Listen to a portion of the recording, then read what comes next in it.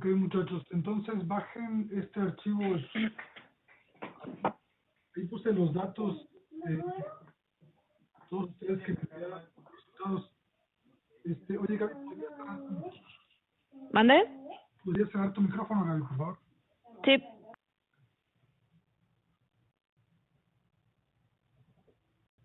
Bajen este archivo, tiempos de reacción clase 2020, que es un archivo Excel. Y ahorita lo vamos a leer.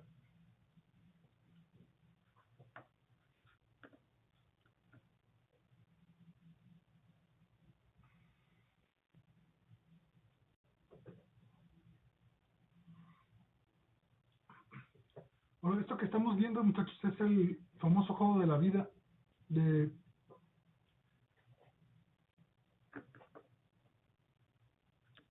John Conway, que acaba de fallecer por el COVID-19. Entonces, es muy fácil de implementar. Es un juego que es muy interesante porque con reglas muy sencillas se producen comportamientos complejos. Entonces, Conway le llamó al juego de la vida, porque pues podemos pensar que estos bichitos de aquí, pues algunos se reproducen, algunos mueren, otros caminan, otros van a colonizar nuevos lugares. Tiene dinámicas muy interesantes con reglas muy sencillas. Las reglas están ahí en Wikipedia. Echen un ojo a la página de Wikipedia. Las reglas dicen que cualquier celda que tiene menos de 2 vecinos muere, la que tiene 2 o más vive, y la que tiene más de 3 muere. Aplicando estas reglas se obtiene este tipo de dinámicas, y la regla se aplica muy fácil. Es una matriz de 2 dimensiones, en este caso 10 por 10, no, 100 por 100, perdón. La iniciamos preguntando quién de los números al azar es mayor a 0.8, entonces como el 20% van a ser mayores. Luego definimos un mapa de colores, que es blanco y negro. Un filtro que va ahí. El filtro efectivamente lo que hace es implementar las reglas de los vecinos, los cuenta. Y luego dentro de un for, pues convolucionamos la matriz M, la original de 100%. La convolucionamos con el filtro y luego la graficamos. Entonces en estas tristes líneas de código podemos implementar el juego de la vida. Ok. Entonces, ya tienen el archivo, muchachos. Tiempo de reacción de XLS. Sí, ya tenemos. Listo. Ok.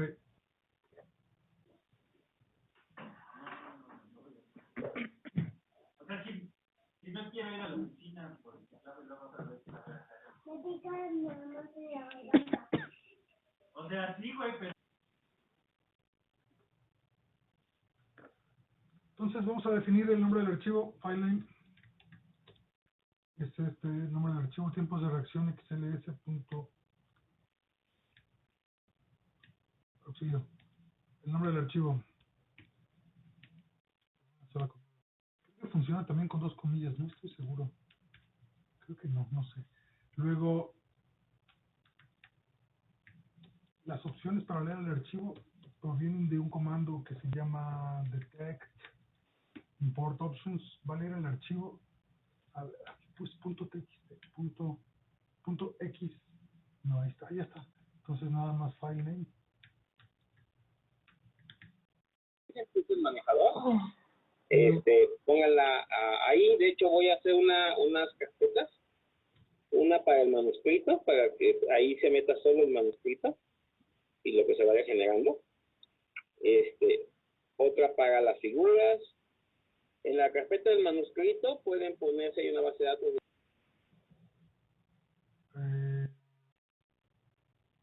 Ok.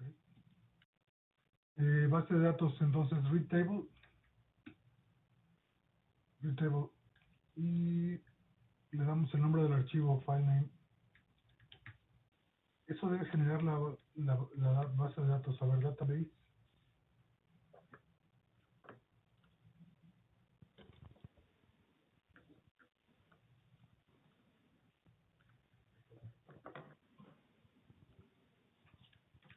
Los primeros, vamos a ver los primeros 30 elementos. Son los 30 renglones de todas las columnas. Vamos a ver si esto funciona. Auxilio. Escuchando el juego de la vida.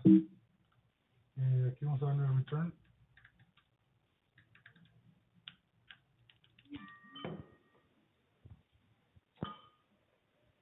F5, ok, ahí está la base de datos.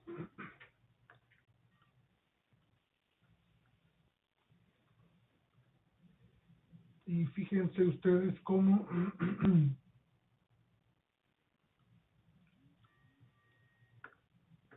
tenemos, yo acomodé los datos como les estaba diciendo, en la primera columna está la duración de la pausa, luego los tiempos de reacción, el orden en que aparecieron los ensayos y otras dos variables que es el género, si es female or not, y luego un ID que es un identificador de las personas. Entonces, en lugar de utilizar un nombre, ponemos nada más un identificador. Fíjense, aquí están todos los datos. Entonces, son 12 personas, aquí están, sí. Fíjense, está buenísimo. La base de datos es de 4.800 elementos. Entonces, tenemos 4.800 tiempos de reacción. Y tenemos 5 columnas porque tenemos cuánto duró la pausa, el orden, el género y el identificador. Entonces, para obtener los datos de una tabla, hay una función que se llama table to array.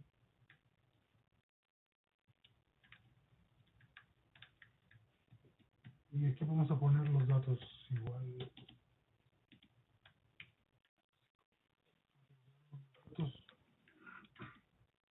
Los primeros 10 elementos. Ok, ahí están.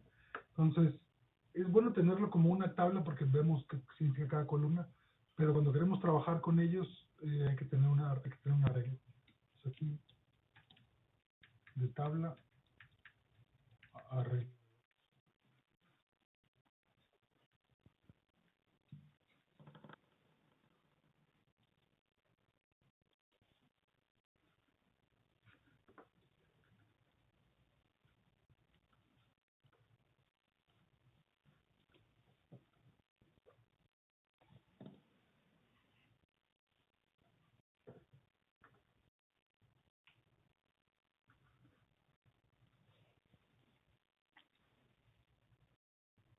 Ok, entonces vamos a empezar pues a ver los datos. Está buenísimo, les decía, porque tenemos 4.800 que son bastantes. 4.800 tiempos de reacción. Entonces, pues lo primero que queremos hacer es empezar, es verlos, echarles un ojo. Vamos a echarles un ojo a los tiempos de reacción. Entonces, tiempos de reacción. Voy a poner TRIAC. Los tiempos de reacción, ¿quiénes son? Pues vienen de los datos, son todos los renglones de la segunda columna.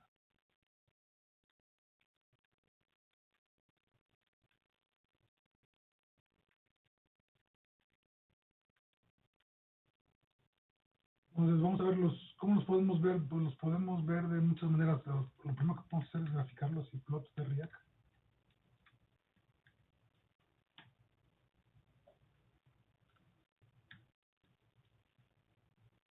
Entonces, ahí están. El eje X es pues el número de tiempo de reacción. Ahí están los 4.800. Y en Y tenemos el tiempo de reacción. Ahora, fíjense en esta gráfica, muchachos. Díganme qué estamos viendo, por qué se ve así. Fíjense en este último punto. Ese valor vale 111 segundos. 111 segundos. Muchachos, ¿alguno de ustedes tuvo un tiempo de reacción de 100 segundos, lo cual no puede ser? O sea, sí puede ser, pero son como 2 minutos, ¿no? Se quedaron distraídos. El último ensayo, algo sucedió que tardaron 2 minutos en detener el programa o en contestar. Ajá, probablemente en detener el programa. Sí, se fueron, dijeron, este fue el último ensayo, se fueron y entonces tienes un tiempo de reacción de 111 segundos. Eso está buenísimo porque pasa en todos lados, hasta en las mejores familias. Siempre en un grupo de datos tenemos outliers. Por una u otra razón tenemos outliers. El equipo falló, se fue la luz, le pusimos un compuesto que no era, algún artefacto electrónico, etcétera. Entonces, Este es claramente un outlier. Y luego hay otros valores que también parecen outliers. Este, por ejemplo, este tiempo de reacción de 8 segundos, también hay algo pasó, es una distracción. Este es un tiempo de reacción de 12 segundos también. Este es un tiempo de reacción de 4.2 segundos, demasiado grande.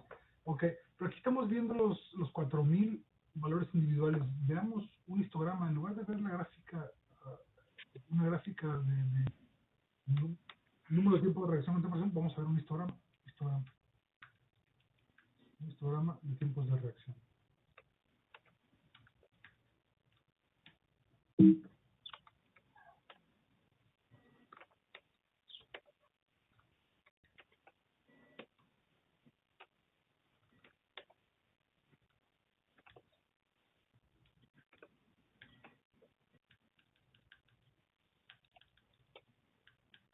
No.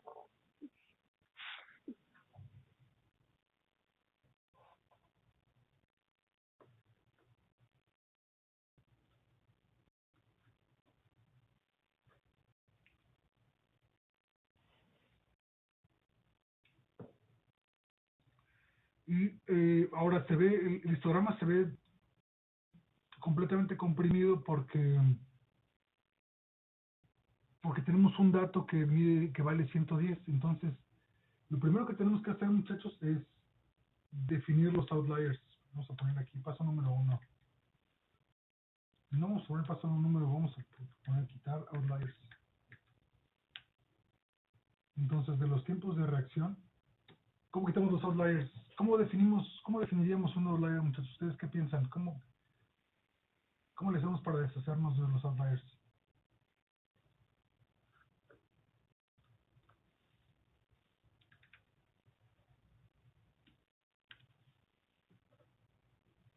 Dejando que solo muestre los datos menores a cierto tiempo, a un segundo, por ejemplo.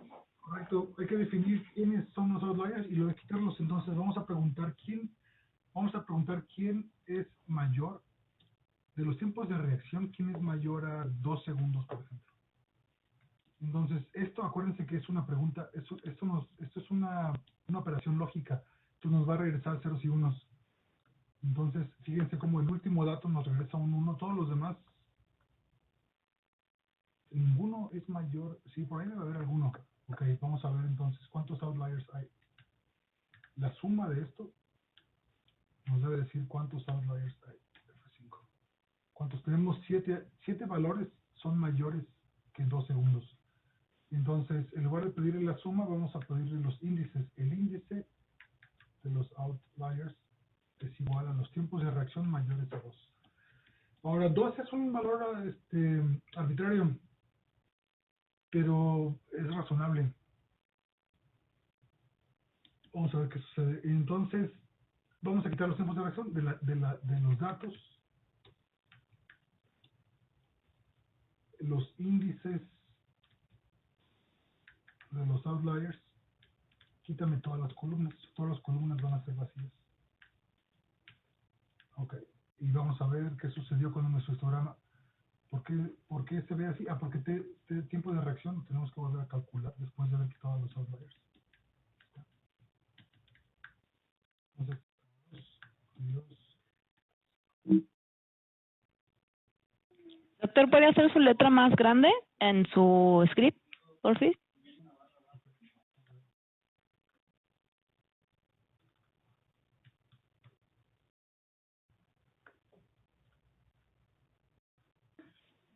Gracias. Entonces ya quitamos los outliers, volvemos a calcular los tiempos de reacción sin outliers y entonces el histograma se ve bastante decente.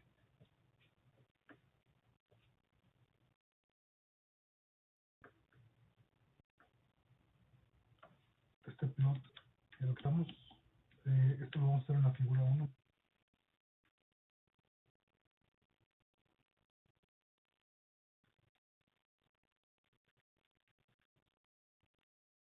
X es reacción, el eje Y, observaciones.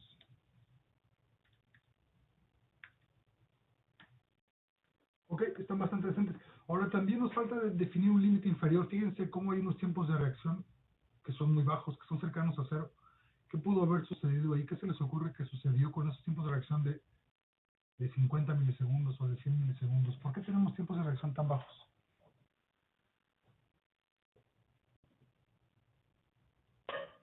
Estábamos como que adivinando ya, prediciendo el tiempo de cuando aparecía la señal de Go. Correcto, correcto. Es una explicación que suena bastante razonable.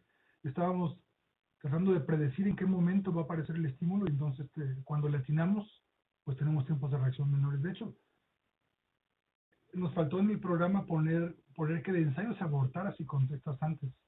No pusimos esa variable, entonces pudimos haber estado presionando el botón muchas veces hasta que apareció el estímulo, y entonces el tiempo de reacción en esa condición iba a ser muy bajo. Entonces vamos a establecer también un límite inferior. Entonces los que vamos a quitar van a ser mayores a 2 o, fíjense, acuérdense que esta es una expresión lógica o, los tiempos de reacción mayores a 2 o tiempos de reacción menores a que aquellos menores a tiempos de reacción menores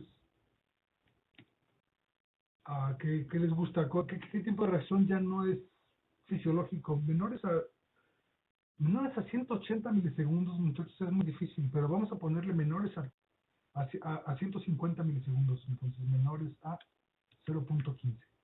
Tiempos menores a 0.15 son muy difíciles de obtener. Entonces vamos a considerar que estos dos valores, mayores a 2, menores a 0.15, son outliers, F5. Veamos cómo se ve. Ok, entonces vean esta gráfica, vean esta distribución de datos. Podemos aumentar el número de bines. Vamos a aumentar el número de bines. Aquí, bines. Vámonos desde 0 hasta ¿cuánto? Hasta 2 segundos, porque ese es nuestro corte. Y vámonos en intervalos de 0.05, o sea, de 50 milisegundos.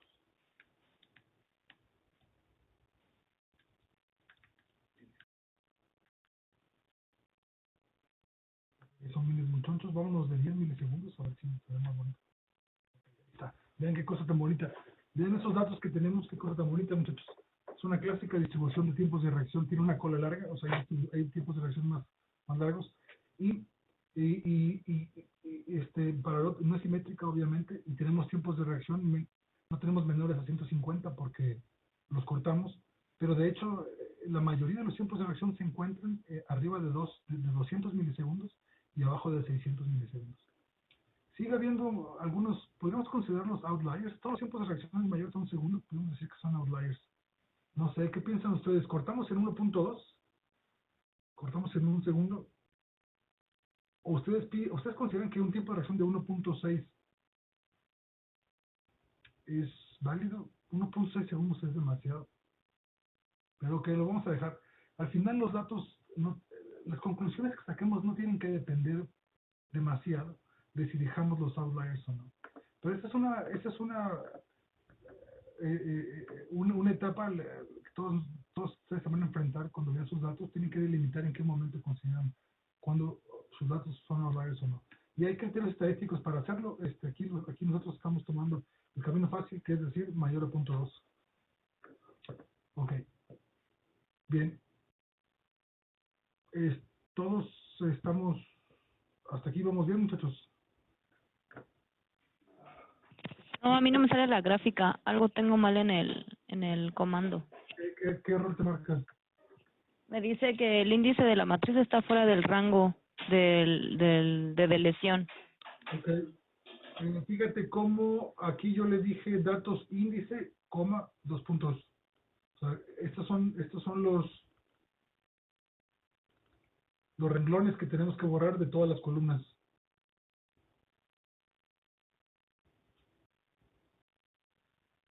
Y luego tiempos de reacción los volví a extraer de los datos. Después de quitarlos, volví a sacar los tiempos de reacción. Volví a correr todo todo desde arriba. A lo mejor por eso estoy teniendo ahí. Y borra todo, ponle clear CLC. Sí. Sí, como que me está jalando otra cosa que estaba ya antes.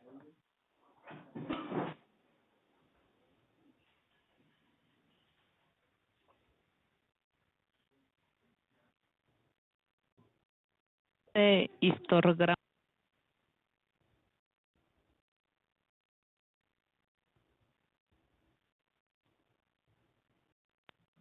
Listo, Doc. Ok, bien.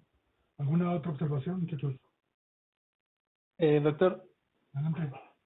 ¿podría explicar otra vez lo del palito ese que está donde se delimita el índice out? Ese. Sí. Quiere decir O, es el OR, es la operación lógica OR. Por ejemplo, cuando tienes que es 1 o 0, 1 o 0, el resultado de 1 o 0, ¿qué es? Es el resultado de verdadero o falso. ¿Qué resultado es, muchachos? Es verdadero porque es uno o el otro. Eso es un OR. El AND, por ejemplo, es verdadero y verdadero. El resultado de esto es falso porque tienen que ser verdaderos los dos. Ese es el AND. Y el OR, el AND. ¿Qué otro me falta? El XOR.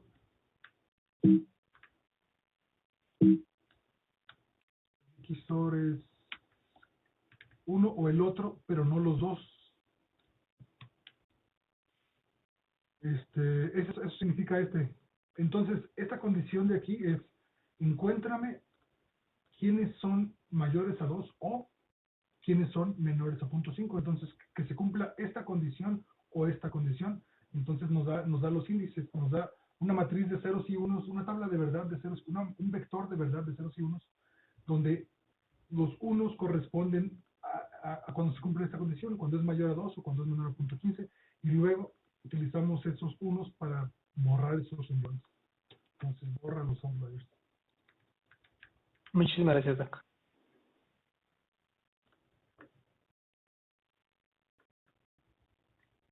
¿Más preguntas, muchachos?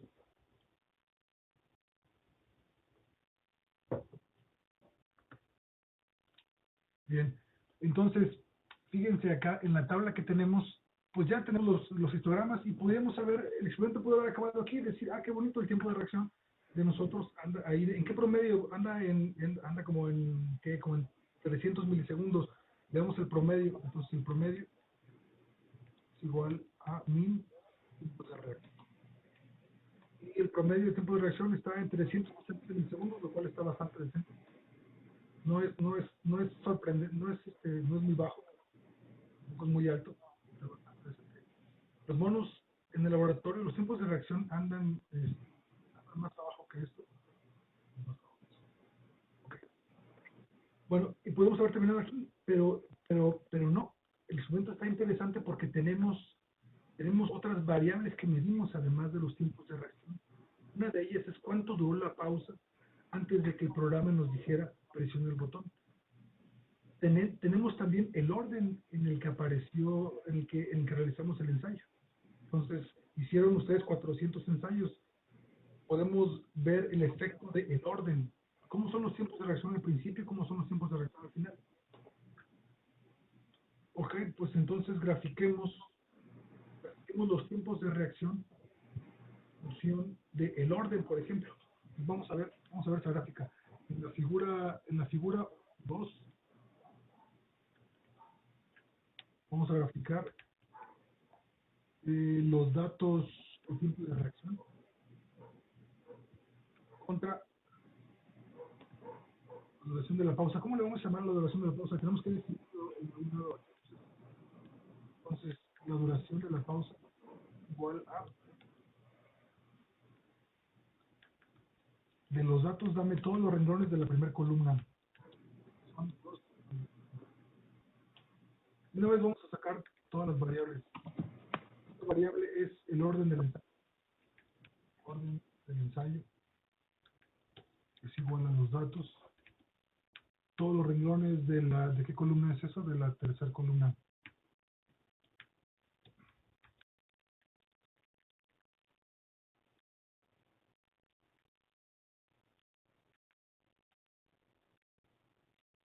Y por último nos falta el género.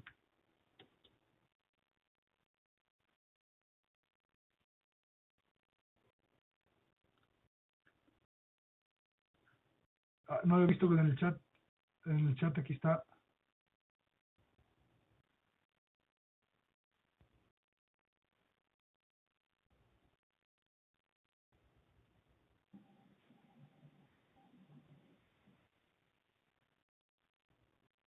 Ok, gracias por contestar, Marisol. Sí, también es posible de esta manera obtener tiempos de reacción.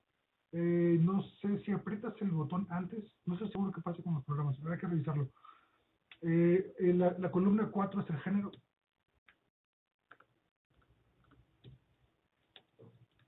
Ok. Todos los renglones de la columna 4. Y el ID, que es el número de participantes, que es la columna 5. Entonces, la clase pasada decíamos que ID del participante. Vamos a utilizar la regresión lineal múltiple para ver el efecto de estas variables sobre el tiempo de reacción. Antes de hacerlo múltiple, vamos a hacerlo pues univariado, o sea, vamos a ver el efecto el efecto, por ejemplo, de la duración de la pausa. Duración de la pausa. Entonces ponemos en el eje X duración de la pausa y en el eje Y pues, el tiempo de reacción. Queremos graficar círculos.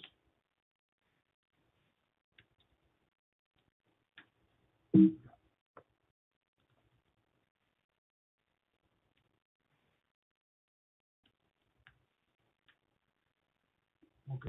Entonces fíjense, hay que ponerle las etiquetas.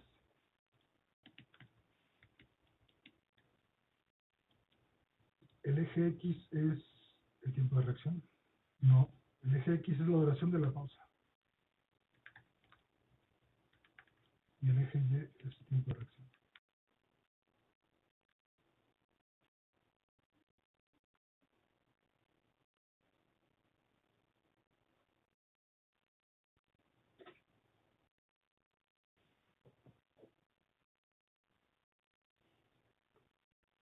¿Cómo lo ven, muchachos? ¿Hay un efecto ahí o no hay un efecto sobre el tiempo de reacción de la duración de la pausa? ¿Qué piensan ustedes?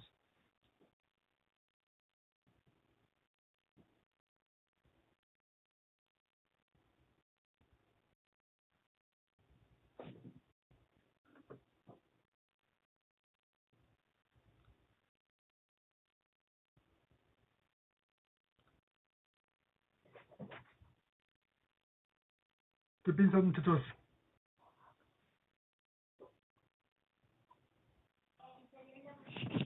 Que independientemente de la duración de la pausa, la mayoría del tiempo de reacción está en un rango. No sé, es muy difícil que tenga rangos más altos, ¿no? De tiempo de reacción. Sí, lo que dices es correcto. Se ven bastante parejos. Ujú. Bastante parejos. Esta distribución que vemos aquí, que tenemos todo comprimido, fíjense cómo esta gráfica de la distribución se puede ver aquí mismo.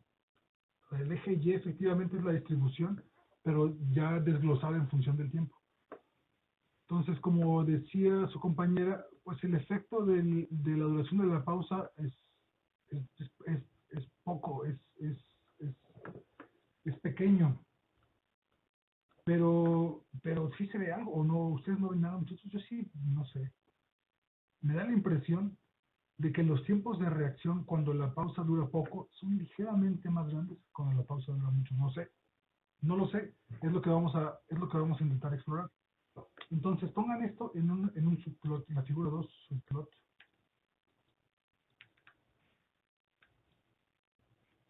Dos, uno, uno.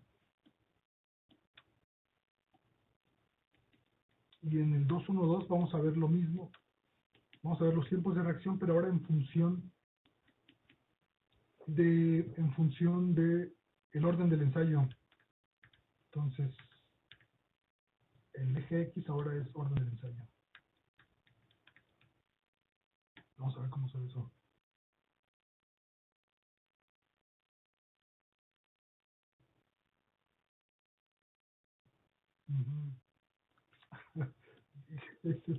No sé qué gráfica hice. El orden del ensayo en X Y el tiempo de reacción en Y no estaba buena, no estaba correcta, pero se veía bien. Eran variables que no estaban relacionadas. F5.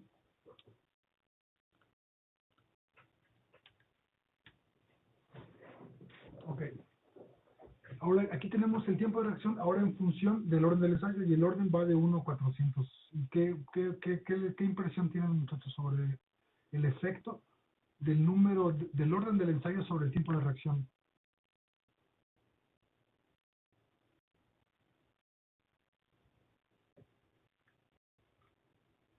Aparentemente ninguno. Exacto, yo también estoy de acuerdo. Aquí se ven bastante parejos. O sea, el tiempo de reacción no parece, el orden del ensayo no parece tener mucha influencia sobre el tiempo de reacción. Entonces podemos hacer una regresión. Si nada más tuviéramos la duración de la pausa, hacemos una regresión lineal simple del tiempo de reacción sobre la pausa. O si nada más tuviéramos el orden del ensayo, hacemos una regresión lineal simple entre el tiempo de reacción y el orden del ensayo. Pero como tenemos los dos, podemos hacer una regresión múltiple. Entonces, los datos ahora hay que graficarlos en la figura 3. Hay que graficarlos en 3 dimensiones, porque ahora los tiempos de reacción ahora los tiempos de reacción dependen de las dos variables. Entonces, figura 3, scatter 3 o plot 3. Es lo mismo, ¿verdad? Plot 3. Entonces, el eje X es, ¿qué ponemos primero? La duración de la pausa. Luego, el tiempo de reacción. Y luego, no, el tiempo de reacción es Z. Luego queremos el número del ensayo, el orden del ensayo. Y luego queremos el tiempo de reacción. Y tenemos en círculos. A ver, vamos a poner scatter. Porque scatter creo que le puedes decir que lo rellene los círculos.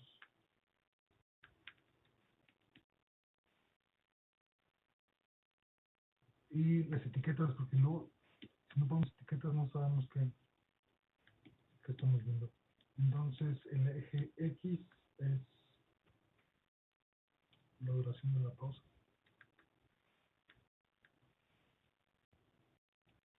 El eje Y es el orden del ensayo.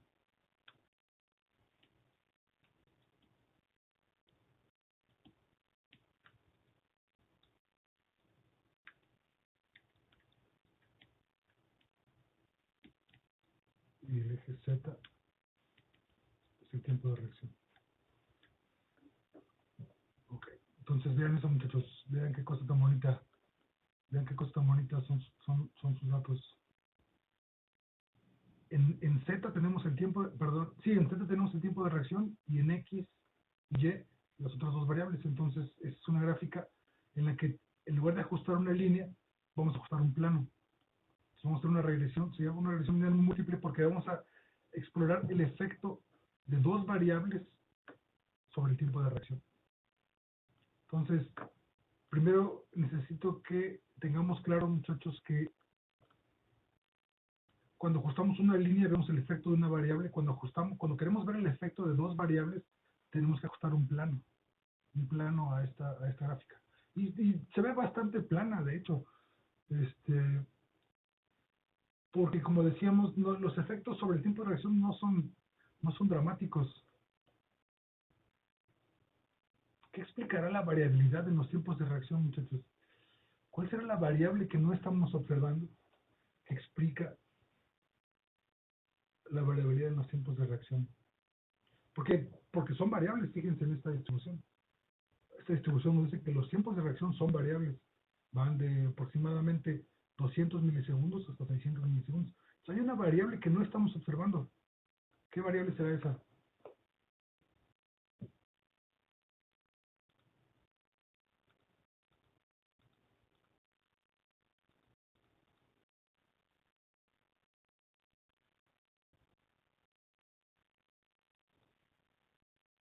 Doctor, una pregunta, pero ese pico que vemos en el histograma, ¿no lo que está representando precisamente es la mancha que vemos muy homogénea? O sea, nos está diciendo en el histograma que más o menos el valor de 0.1 0.3 es el mayor, ¿no? Dentro de los datos. Entonces, cuando hacemos las gráficas, precisamente esas manchas que nosotros vemos muy homogéneas son las que están describiendo el comportamiento de los resultados, ¿no? Sí, correcto. Lo que dices es correcto. O sea, el promedio anda como por 380 milisegundos. Y la mayoría de los datos se concentran ahí, se concentran entre 200 y 600. Pero sí hay variabilidad, o sea, fíjate cómo no, o sea, no es un solo valor, sino que existe variabilidad. Las variables que estamos midiendo, que es el número del ensayo y cuánto dura la pausa, pues tienen poca influencia sobre el tiempo de reacción. Entonces, hay una variable que no estamos midiendo, hay un fenómeno que no estamos midiendo que podría tal vez explicar mayor variabilidad. Pero ahí tenemos que filosofar y, no sé, tal vez poner electrodos dentro del cerebro y ver qué es lo que explica la variabilidad en los tiempos de reacción. Ok, entonces vamos a hacer la regresión lineal múltiple, muchachos. Vamos a ver, esto que estamos cuantificando ahí a ojo, pues vamos a cuantificarlo con una regresión lineal múltiple.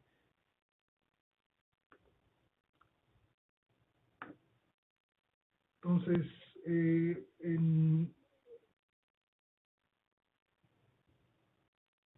la manera de hacerlo es, vamos a preguntarle a MATLAB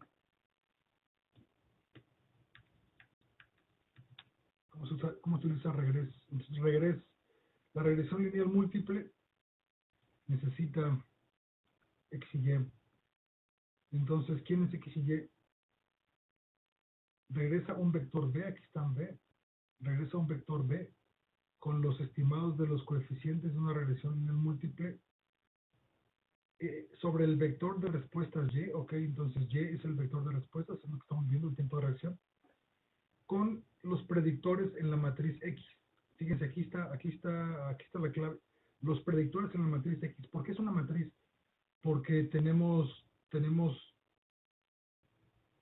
tres predictores. Tenemos dos en este caso. Tenemos el número de ensayo y tenemos cuánto duró la pausa. Entonces va a ser una matriz de 2 columnas por 4.400 renglones. La matriz X debe incluir una columna de unos. Aquí, esto lo veíamos en la clase pasada.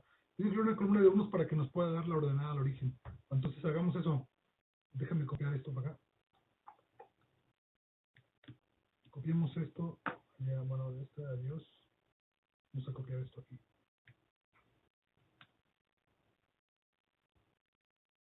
Ok, nos estamos quedando sin espacio. Voy a comprimir esto.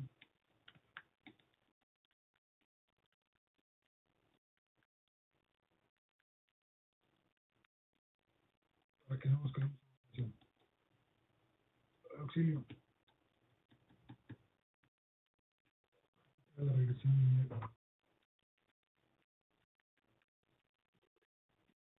Entonces, los regresores que tenemos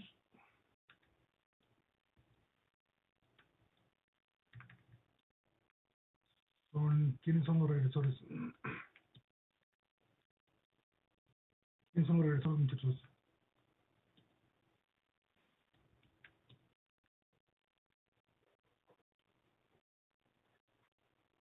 La duración de la pausa, el orden Correcto. del ensayo, ¿no? Y una columna de unos que mide, que tiene cuántos, que tiene el tamaño de alguno de esas dos variables, orden del ensayo. Entonces, esos son nuestros regresores. Vamos a ver si funciona regresores F6, orden del ensayo. F6, ok, ahí están los regresores. Es una columna de 4.800.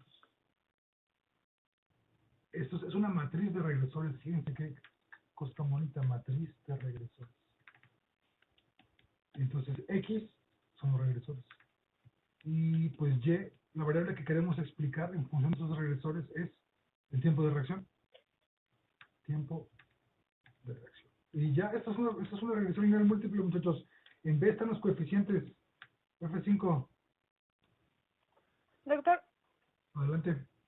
una duda. Me perdí un poco porque la ordenada al origen sería lo que valdría mi variable dependiente, Y, si mis coeficientes de regresión fueran cero, ¿no? O sea, lo que sería su origen, o el origen, pues. Ok. ¿Por qué poner los valores? Bajo ese entendido, si es correcto, ¿por qué poner la columna de unos? Sí, buena ¿Qué es lo que pregunta. hace? Sí, buena pregunta. Este, eh, porque la ordenada al origen no es una variable que es constante, es un regresor, pero es un regresor que no cambia en función de ninguno de los valores, o sea, sí, es un regresor con un valor constante, es un parámetro que tiene un valor constante. Fíjate cómo en cada ensayo los valores de duración de la pausa cambian, el orden del ensayo cambia, pero la ordenada al origen, pues es una constante. Y es una constante que en la ecuación de y igual a mx más b, y igual a mx más b, esta b de aquí es una constante. Entonces, pues por eso le agregas una columna de unos. No suena nada convincente la explicación, pero ¿cómo lo explicaríamos mejor? Bueno, si te das cuenta cómo duración de la pausa cambia, cómo orden del ensayo cambia y cómo esto es una columna de valores constantes. Sí, eso lo entiendo muy bien, solo que yo pensaba que la ordenada al origen de alguna manera podía ser el error y no entendía cómo nosotros podíamos estar calculando ese error. O sea, cuando nada de la variación es explicada por los coeficientes de regresión, asumo que hay un valor, que es la ordenada.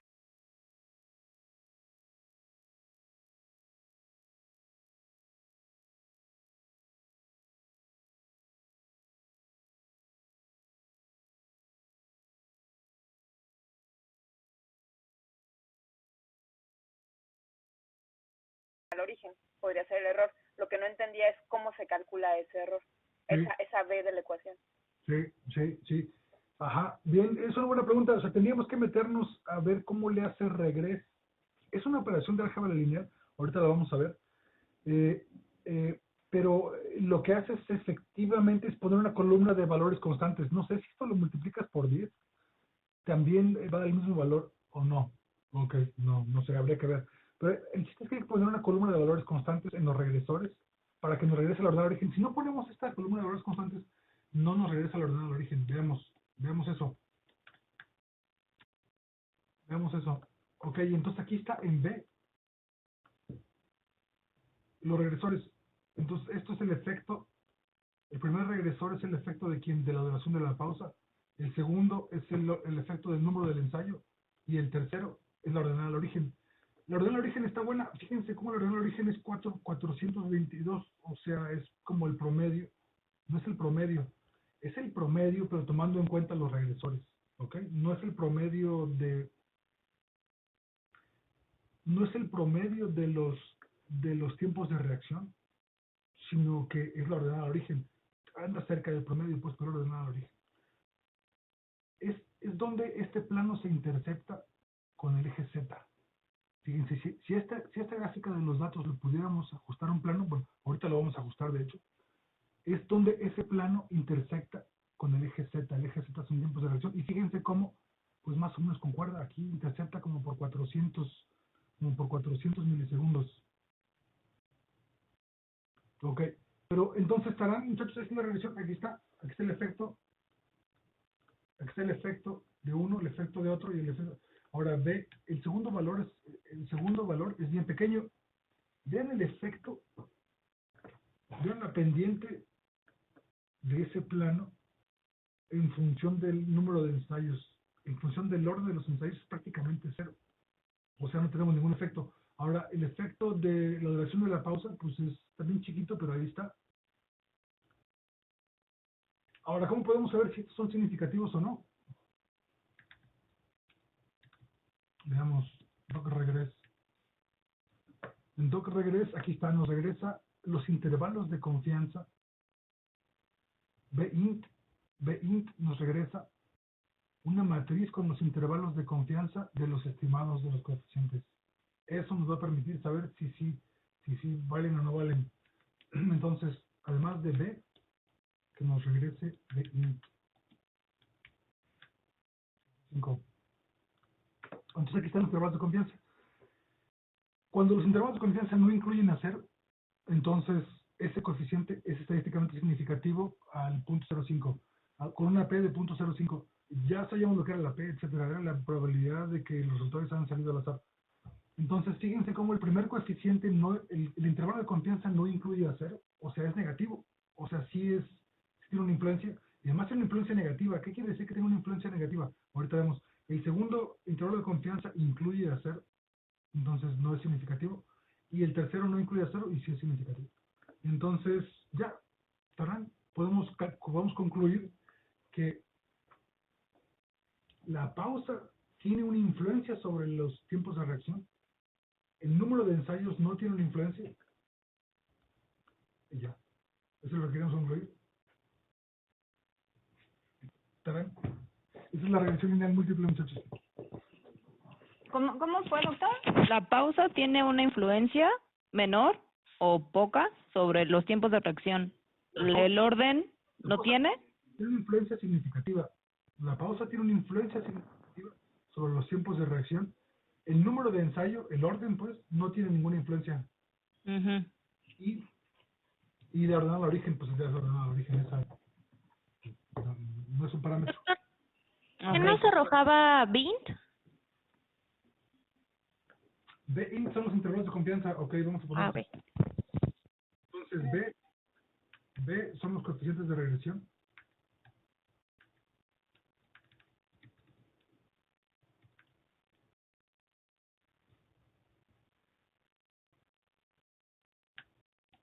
Y B son los intervalos de confianza.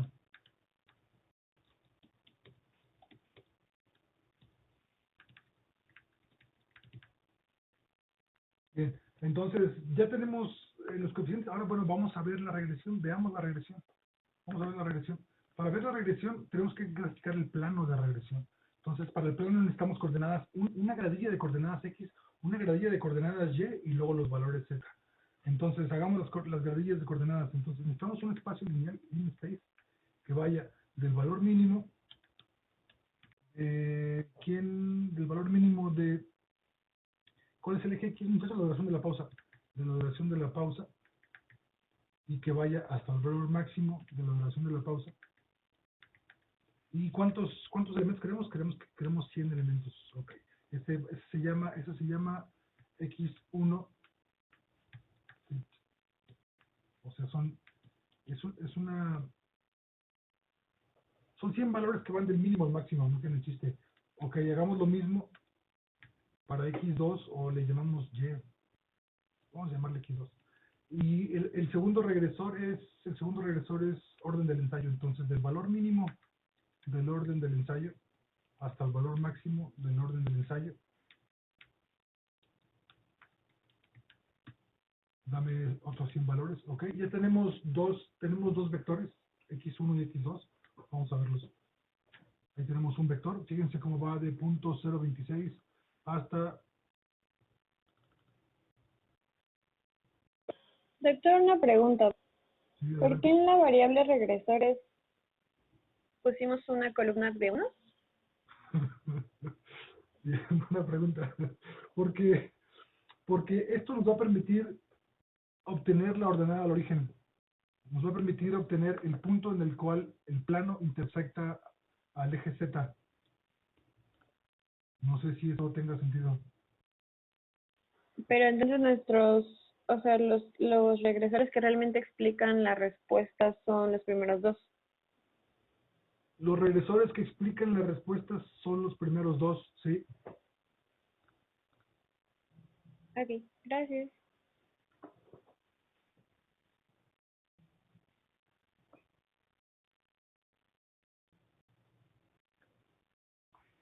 O sea, ese valor de la constante es el valor que tendría tu tiempo si los regresores valieran 0.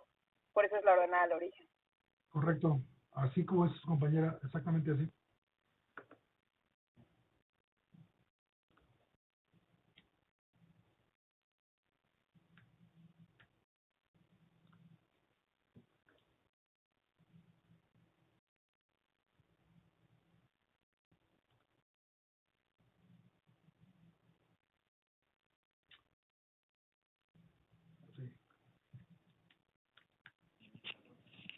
Doc, ¿y ahora las últimas columnas esas para qué fueron?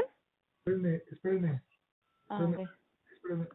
Déjame borrarles aquí. Ahora, muchachos, no se los estoy inventando, es que ustedes creen que yo lo estoy inventando.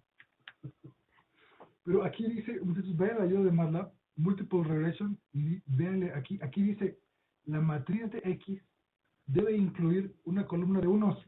O sea, yo no lo inventé, muchachos, ¿por qué me...? Solo nos confundimos. No, doctor, era duda, no incredulidad. No, está bien, porque, o sea, sí hay que saber por qué, vamos a ver por qué. Digo, vamos a caer en las líneas porque la explicación es una explicación de álgebra lineal, pero ahí les va, muchachos. ¿Dónde está esta ayuda, Dios? Bueno, voy a copiar esto porque como ustedes son escépticos, lo voy a copiar y lo voy a pegar ahí. ¿Dónde estamos? ¿Dónde estamos aquí en regresión lineal múltiple? Voy a copiar lo que dice la ayuda de MATLAB.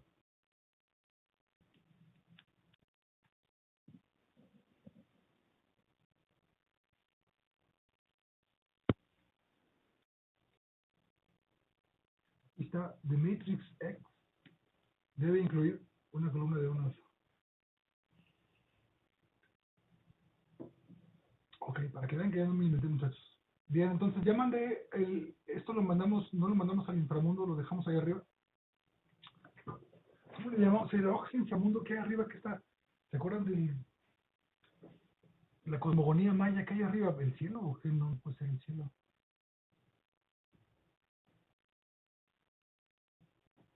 ¿El sol? No sé, no me acuerdo, muchachos. Bien, entonces estos son dos vectores. Aquí vamos a generar el plano de regresión. ¿Qué dices, Marisol? Nada, perdón. El plano de regresión, ya tenemos un X1, tenemos el X2 y nos falta ahora generar una cosa que se llama Mesh Grid. A esta le damos X1 fit, X2 fit. Ahorita van a ver para qué sirven estas cosas. Ahorita no. Esto nos va a regresar X y Y. Fit, X. Esto nos va a regresar X1 fit de nuevo y nos va a regresar X2 fit de nuevo.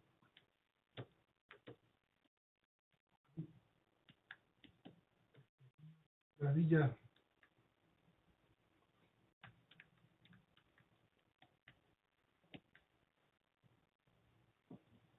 Y entonces el valor Y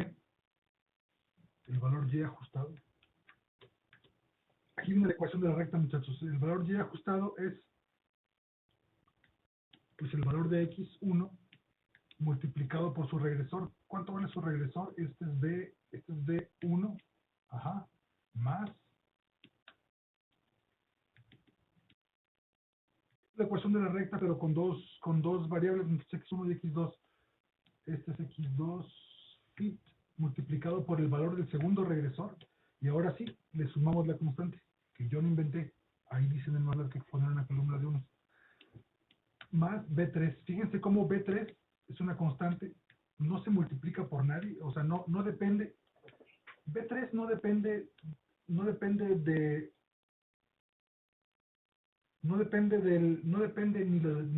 ni de la duración de la pausa, ni del orden de los ensayos. Es una vil constante, ¿ok? Esto es la ecuación de la recta, ecuación del plano, no es una recta, es la ecuación del plano. Y entonces ahora sí podemos a la figura, ¿en qué figura tenemos los datos? En la figura 3. O sea, en la figura 3 le decimos hold on y vamos a graficar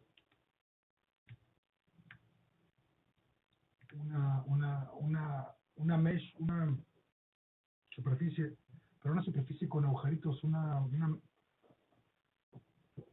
X1 fit, X2 fit, que X2 era Y, pero bueno, ya le pusimos X2, y Z que es YFIT.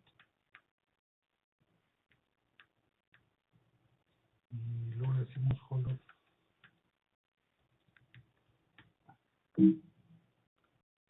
B no existe B. ¿Cómo se llaman? ¿Cómo se llaman B?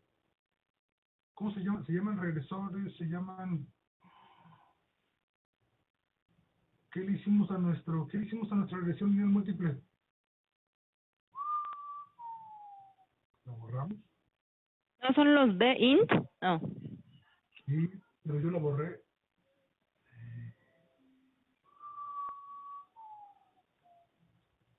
Lo borré, muchachos. Lo borré. Ok. B.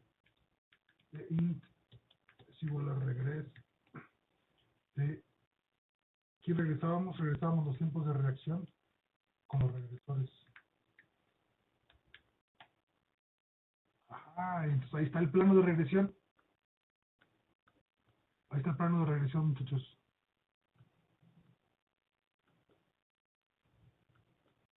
Y ahí está la ordenada de origen, los 400 milisegundos, como dice compañera.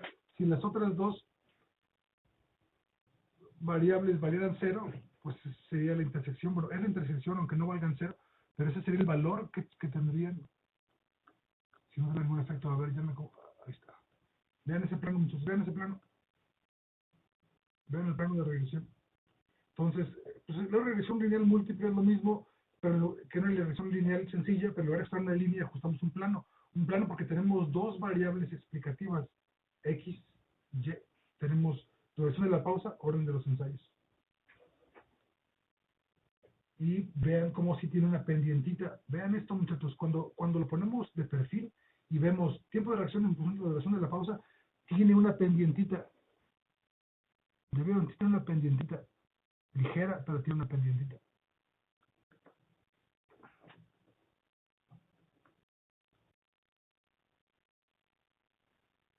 Doctor, Entonces, sí, o sea, esa pendiente entonces es la que se le puede achacar al, o sea, el valor de B1, entienda. El que sacamos, que habíamos dicho que era exactamente, un poco más significativo que el de 0. exactamente, esta pendiente, pues aquí está, esta pendiente es justamente el efecto de la duración de la pausa, es la pendiente de B1, es la pendiente de la duración de la pausa, correcto. Sí. Si hubiéramos tenido, si la otra variable también fuera explicativa, pues hubiéramos tenido dos pendientes, porque el plano está inclinado en un eje y podría también estar inclinado en otro eje. En este caso no salió inclinado en el otro eje. El otro eje está bastante plano, fíjense, está bastante plano, cuando giramos la gráfica y vemos orden del ensayo, es una recta que tiene pendiente prácticamente 0. Tiene una pendiente 0, sí. Pero pudo no haber sido el caso, o sea, el plano pudo haber estado orientado en los dos ejes, ¿ok? En este caso no, en este caso la orientación, la inclinación del plano ocurre nada más en un solo eje.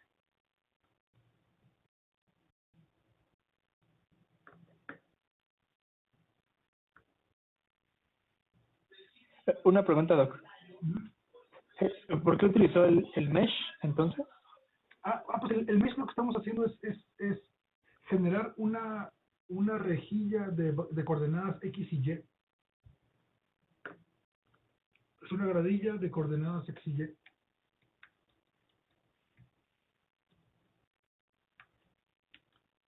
Aquí si le preguntamos quién es X1 fit, mide 100%. Es una gradilla de valores X que mide 100%, y luego una gradilla de valores Y que mide también 100%. Y con eso calculamos los valores en Z.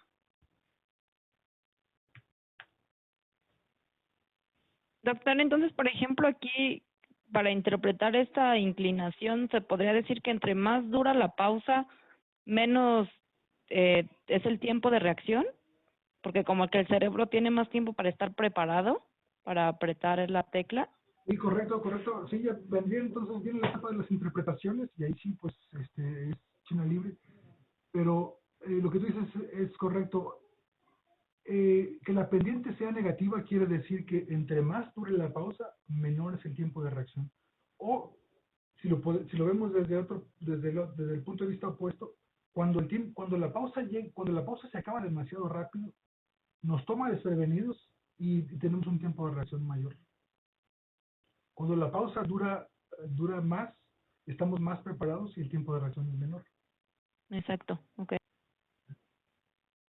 Ahora, el efecto es pequeño, o sea, recuerden, este efecto es pequeño. Sí, la pendiente es significativa, es estadísticamente significativa, pero no nos van a mandar llamadas de Estocolmo con un efecto como este, ¿ok?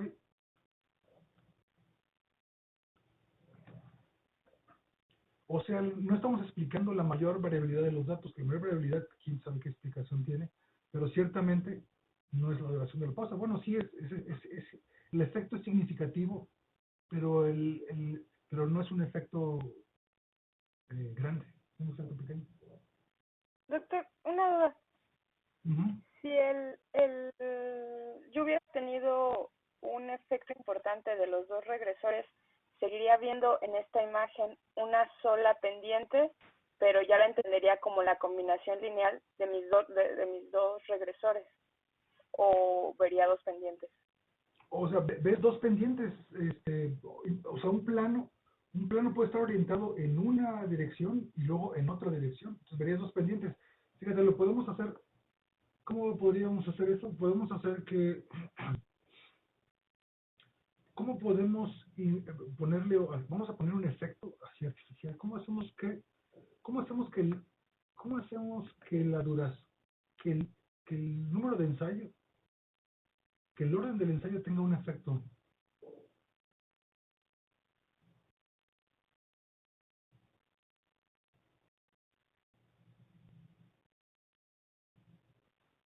Fíjense lo que vamos a hacer, muchachos.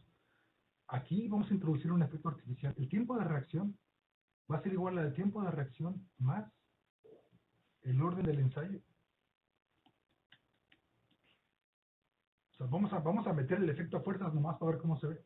Más el orden del ensayo multiplicado por una constante pequeñita, ¿no? O sea, que el efecto tampoco sea rudísimo. Ah, no lo hemos calculado, ¿verdad? Ajá.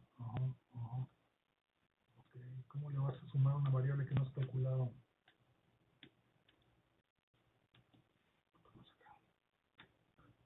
Ok, entonces fíjate, bueno, le pusimos un efecto loco. Vean esto, muchachos, vean el efecto ahora, vean el efecto del orden del ensayo. Pues está rudo. Vean el efecto del orden del ensayo. ¿Por qué? Pues yo lo acabo de incluir aquí, artificialmente. Dije que el tiempo de reacción es igual a los datos, o sea, el tiempo que yo medí, más el orden del ensayo por una constante. Esta constante es la pendiente.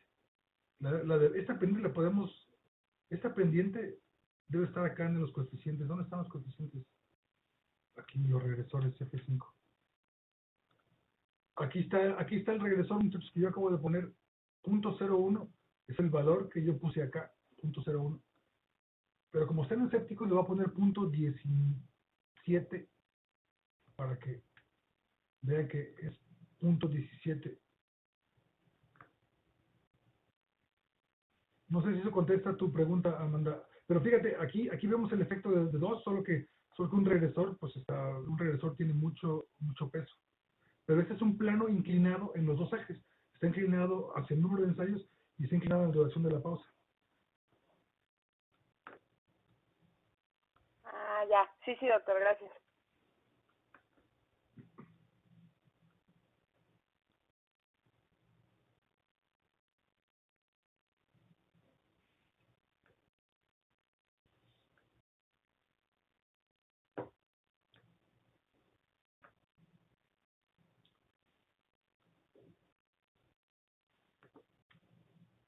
Ahora vean cómo la pendiente, o sea, cómo el segundo coeficiente es el valor que yo puse aquí. Es el efecto, vean el reglón 15, muchachos, es el efecto que yo puse artificialmente. ¿Y cuál es el efecto? Pues es el orden del ensayo por 0.17, que es justamente la pendiente de ese plano en ese eje.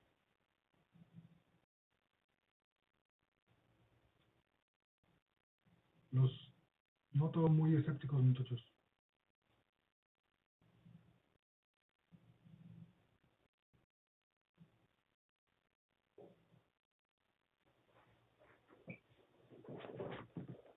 Marisol dice diferencias individuales. Eso está bueno. Eso está bueno. Vamos a explorar diferencias individuales. Entonces, ok, déjenme quitar el efecto artificial que acabamos que acabamos de incluir. Entonces, lo voy a multiplicar por ser. No, lo voy a quitar. Okay. Entonces, aquí están los datos, no, sin ningún efecto artificial. Muchachos, no hagan, no inyecten efectos en sus datos, por favor.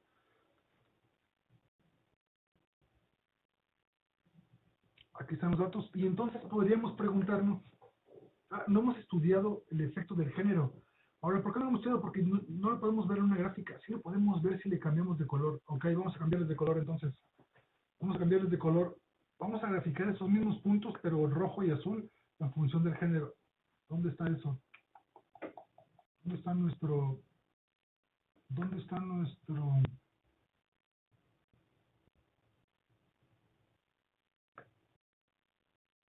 nuestro scatter 3? Aquí está, yo lo vi. Es lo que pasa cuando el código está todo comprimido, es difícil encontrarlo, las líneas. Ok, el scatter 3, tenemos que hacer ahora dos scatter 3, entonces la figura 3 la vamos a borrar. Dos scatter 3, y necesitamos calcular el índice, necesitamos separar hombres y mujeres, entonces el índice del género, el índice G es igual a, ¿cómo preguntamos eso? Ah, pues ya, de hecho son ceros y unos. Ceros son hombres, unos son mujeres.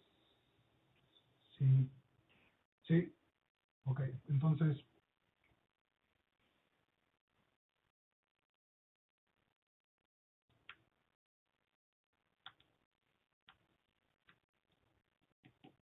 la duración de la pausa ahora está indexada con el género.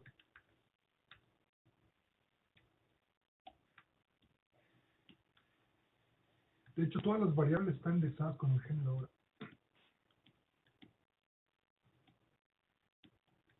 Y vamos a poner colores, este va a ser rojo y este va a ser azul.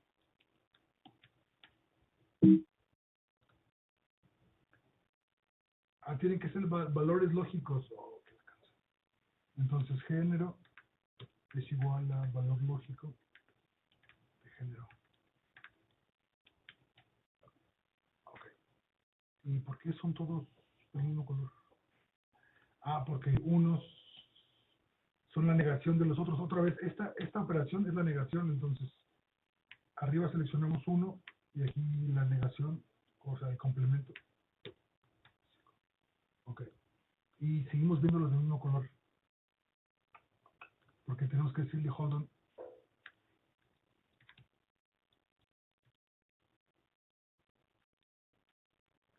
Okay. Están hombres y mujeres.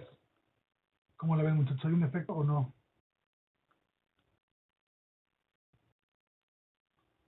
¿Qué piensan?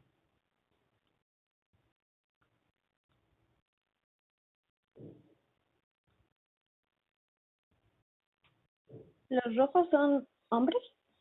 Los rojos son mujeres. Los rojos son mujeres y son azules los hombres. Pues no se ve tan claro, pero las mujeres tienen, o sea, están más bajos que los hombres. O sea, como que los tiempos de reacción son menores para los hombres. Exacto, yo veo lo mismo. Yo veo que los hombres tienen tiempos de reacción. O sea, como que los rojos se ven ligeramente arriba de los azules. Veanlo de esta perspectiva. Los rojos se ven un poquito más arriba que los azules. ¿Cómo podemos explorar eso? Pues podemos meter ese regresor. Podemos meter ese regresor en nuestra regresión lineal múltiple.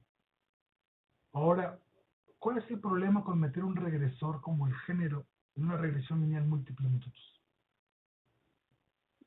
¿Que es binario? Es binario, ajá. O sea, que no son valores continuos, como es el orden del ensayo, son valores continuos, y como es el tiempo de reacción, son valores continuos. El género es una variable categórica. Entonces vale, es hombre o mujer. O sea, de hecho no tiene un valor numérico, son dos categorías. Entonces, sí se ¿No puede, tendríamos que buscar una diferencia entre los tiempos de mujeres y los tiempos de hombres? sí, lo podríamos hacer, vamos a hacerlo. O sea, podríamos hacerlo así a mano. Vamos a hacerlo a mano. Entonces, ¿dónde están los? Dame el promedio de, Doctor, ¿cree adelante. que pueda poner como ese signito que va así, es como una ondita? Es que no lo encuentro en mi teclado. Sí, ¿dónde lo pongo? ¿En el chat o donde lo pueda copiar? Chat, bien, bien, bien, bueno. Ahí está. Gracias. ¿Rojo quién era? ¿Doc? ¿Hombres o mujeres? Rojo son hombres. A ver, vamos a ponerlo aquí entonces. Legend.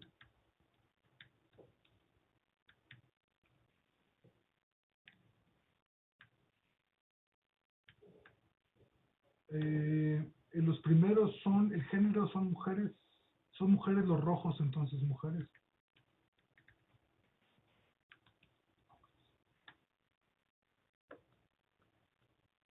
Ok, ahí está. Mujeres son en rojo, hombres son en azul.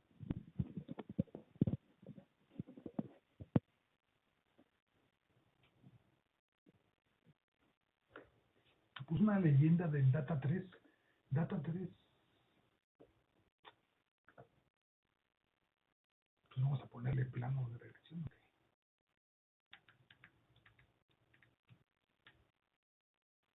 No, no le gustó. Ok.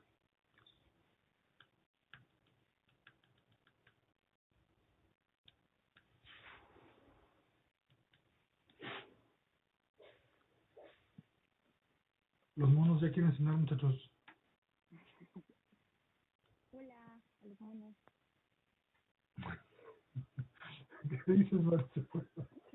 ¿Estás saludando al Ay, Iván, sí, al Iván y al Milton o qué? a todos. Sí. Oye, ya los desparasitamos, ya están comiendo como locos y están tomando agua como locos. Están felices. Excelente, qué buena. Sí.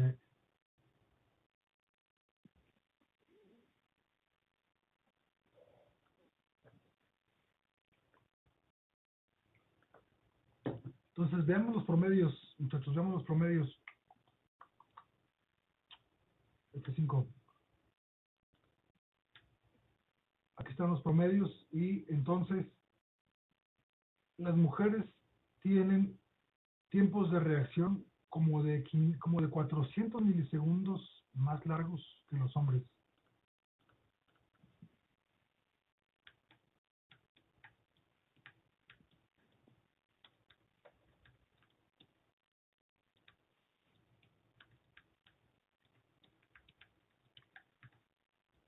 ¿Ok?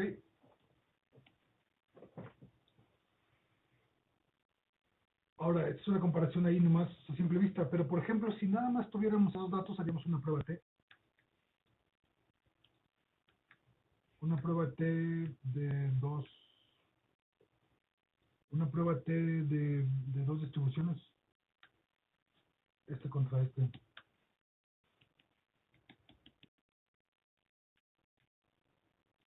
Y la prueba T le decimos que nos regrese la hipótesis, si se rechazó o no, y la probabilidad. ¿Por qué tendría que ser de dos? Porque, a ver, Doc, t-test.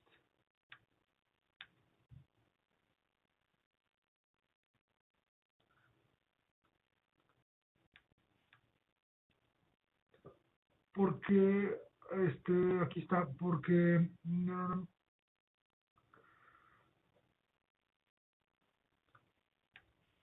porque son muestras independientes. Cuando tienes, por ejemplo, en el mismo sujeto, mediste realizaste dos mediciones, ahí es una prueba pareada. El mismo sujeto tiene dos mediciones, Sí, sí, sí. pero aquí los tiempos de reacción son independientes. Tienes un grupo de hombres y tienes un grupo de mujeres, entonces son muestras independientes. Entonces, Gracias. es de muestras independientes.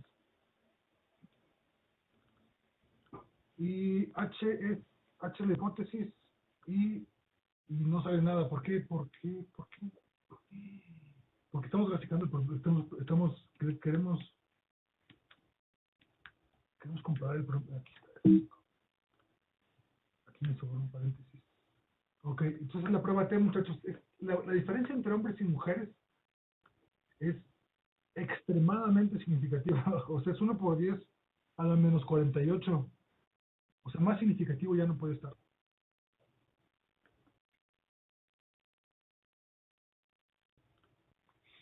Ahora, esto haríamos si nada más tuviéramos los tiempos de reacción y el único regresor es hombres y mujeres, haríamos esto. Pero tenemos otros regresores. Entonces, cuando quieres ver el efecto de una variable descartando la influencia de los demás, se utiliza una herramienta que se llama la correlación parcial, muchachos, partial correlation.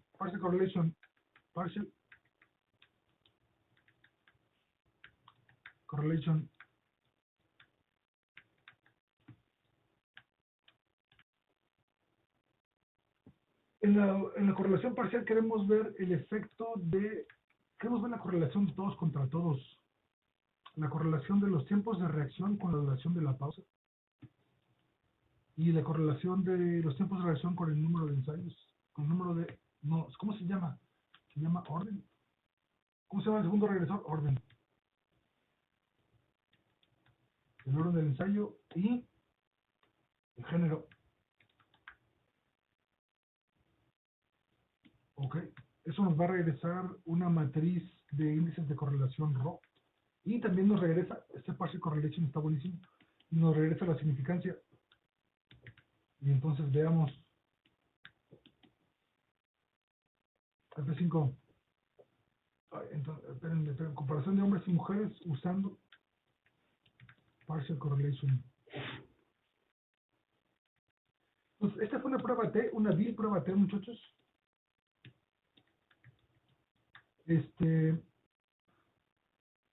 No le llamen vil, pobrecita. Es una prueba T de muestras independientes. Pero es asumiendo que no tenemos nada más que el género. Pero la correlación parcial nos va a ver el efecto de una variable sobre otra, tomando las demás en cuenta. Entonces, vean qué bonita es esta gráfica. Vean qué bonita está la matriz Rho. La matriz Rho dice que el tiempo de reacción está correlacionado con sí mismo.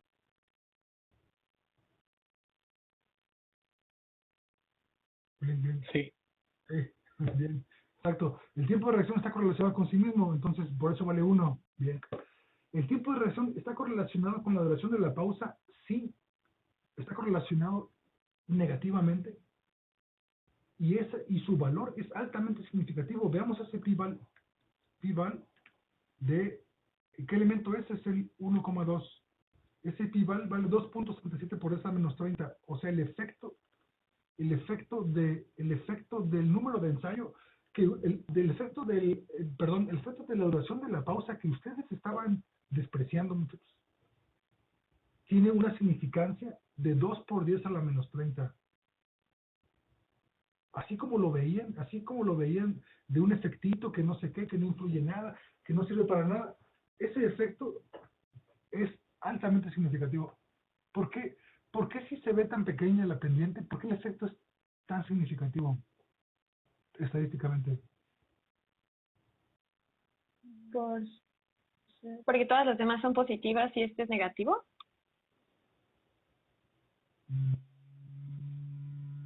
No, son independientes, o sea, el otro puede haber sido positivo o negativo y el efecto de esta variable.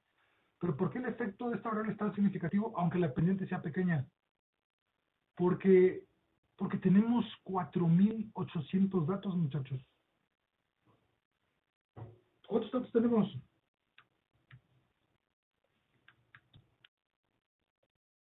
Auxilio, ya se borraron los datos. ¿Por qué viene el 1,5? Ah, porque es el tamaño de eso. Sí, son 4.800. Sí.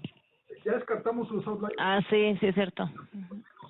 Pero tenemos 4.600 datos, muchachos. Entonces, ese efectito, aunque es pequeño, la probabilidad de que hubiera salido al azar es 1 por 10 a la menos 30. O sea, tendríamos que hacer tenemos que repetir el experimento varios billones de veces para que esto se volviera a repetir si el efecto hubiera salido al azar. Entonces, pues es el poder de tener muchos datos. El poder de tener muchos datos te permite cuantificar los efectos, aunque los efectos sean pequeños. ¿Ok?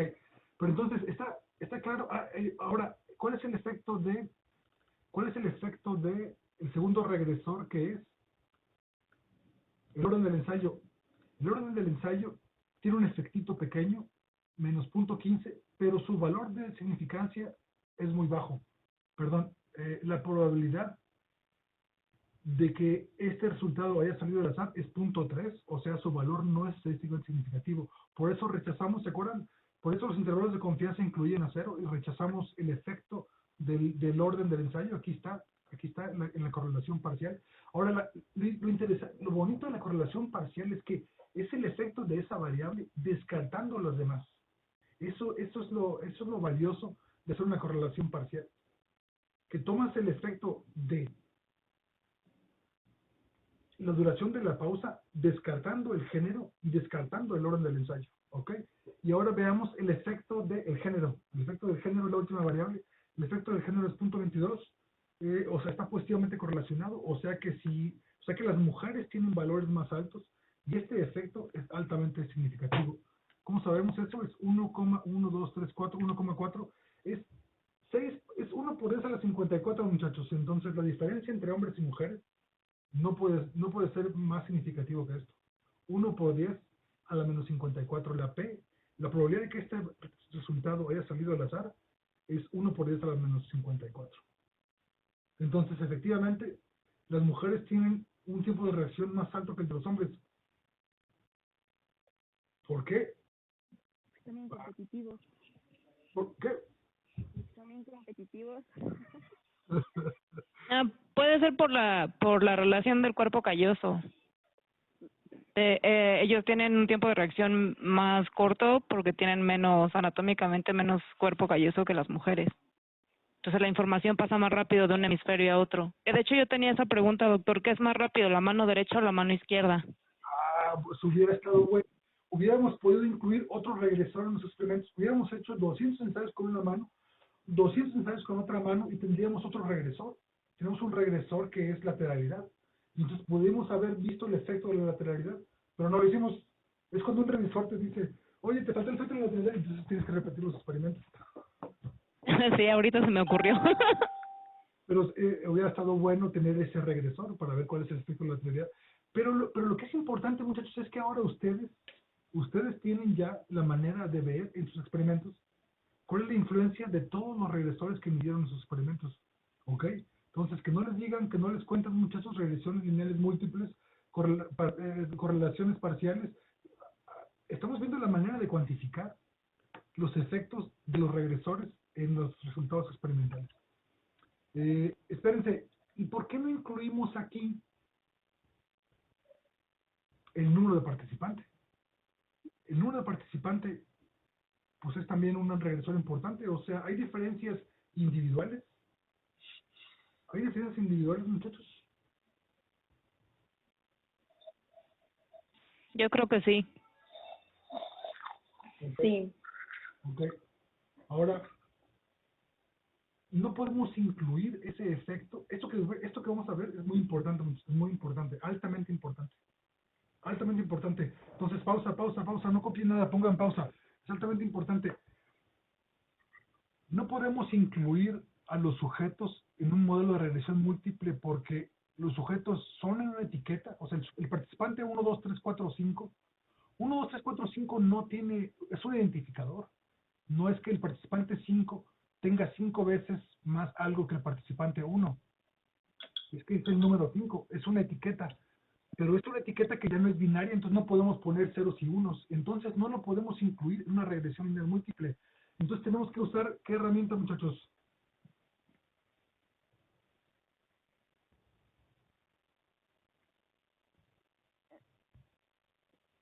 Una ANOVA.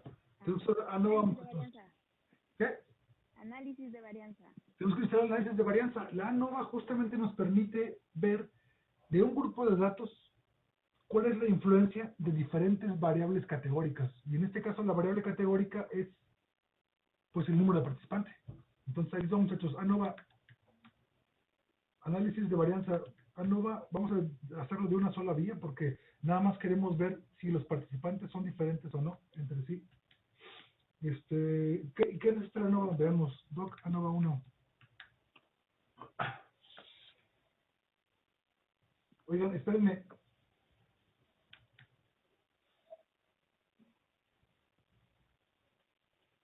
¿Ya copiaron todo esto, muchachos?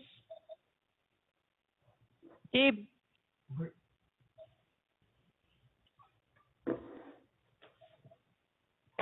Un minuto, muchachos.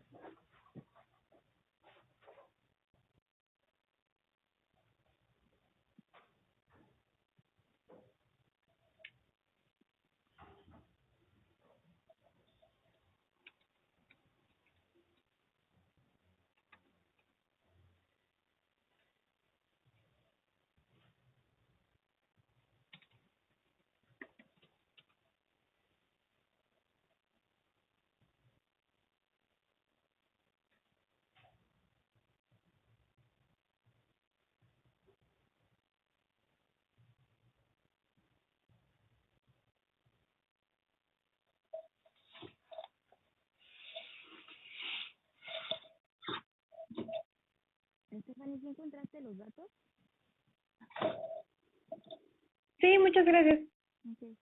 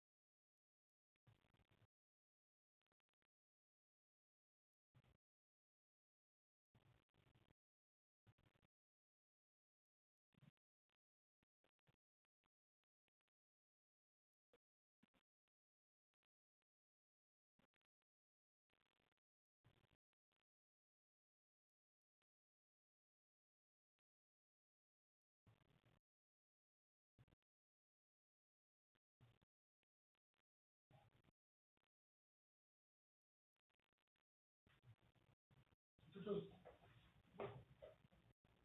está claro entonces por qué no podemos incluir a los sujetos en un modelo de regresión? Porque los sujetos no tienen valor, son categorías. ¿Sí? sí. Ok. Entonces vamos, ANOVA, ¿qué requiere la ANOVA? La ANOVA requiere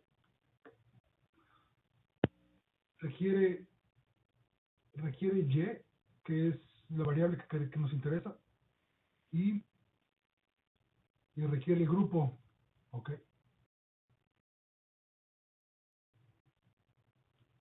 Ok. Hagamos eso.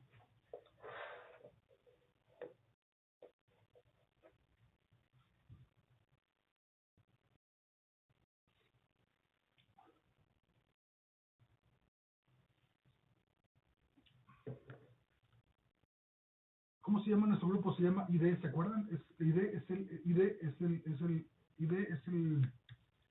Son los vectores de los participantes unique. ID, ok.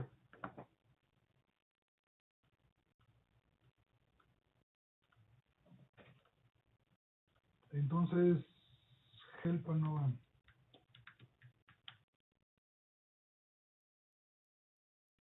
P y grupos. Entonces, ¿y qué nos va a regresar? Nos va a regresar P. ¿Qué es la significancia? Ok, ANOVA 1. ¿Qué variable queremos? Los tiempos de reacción otra vez. Y queremos ver si dependen si dependen del líder del participante. F5. Ok. Aquí está, son los resultados de la ANOVA. Ajá, no se ve nada. ¿Por qué? Porque así salió, genera automáticamente la tabla de ANOVA, muchachos. Pero lo que ustedes tienen que ver es que la significancia de los grupos, del efecto grupo, es 1 por 10 a la menos 93. O sea, altamente significativo. O sea, quiere decir ¿qué quiere decir? Que hay por lo menos un participante que es diferente de los demás. Aquí está la gráfica. Todos tienen esa gráfica, muchachos. Aquí está la gráfica. Aquí están los grupos, 12 grupos en el eje X y en el eje Y los tiempos de reacción, y ahí están los box plot, la media, los cuartiles 75 y 25, el rango y los outliers. ¿Son outliers los rojos? Sí, son outliers. No, no son outliers. ¿Qué son los rojos, muchachos?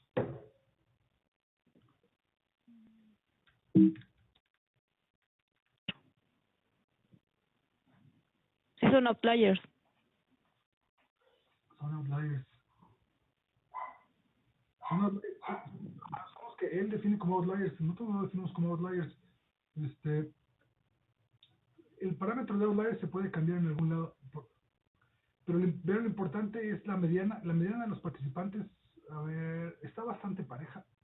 Pero hay algunos que tienen tiempos de reacción bajos. El grupo número 8, el grupo número 10, o sea, el participante 8 y 10 tienen tiempos de reacción bajos. El 12 tiene tiempos de reacción altos. Ajá, el 12 tenía problemas porque, ¿recuerdan que el último participante tiene un tiempo de reacción de 114 segundos? Entonces, tiene tiempos de reacción lentos. El participante 2 también tiene tiempos de reacción lentos, etcétera. Entonces, hay un efecto altamente significativo. Aquí está la significancia. Aquí está pues ahí está la P. Nos regresa la P, la probabilidad. O sea, la significancia del efecto grupo sobre los datos. Aquí está. Luego, pero ¿quién con quién? ¿Quién depende con quién? ¿Quién es diferente de quién? Se hace a posteriori. Se hace utilizando comparaciones, multiple comparisons.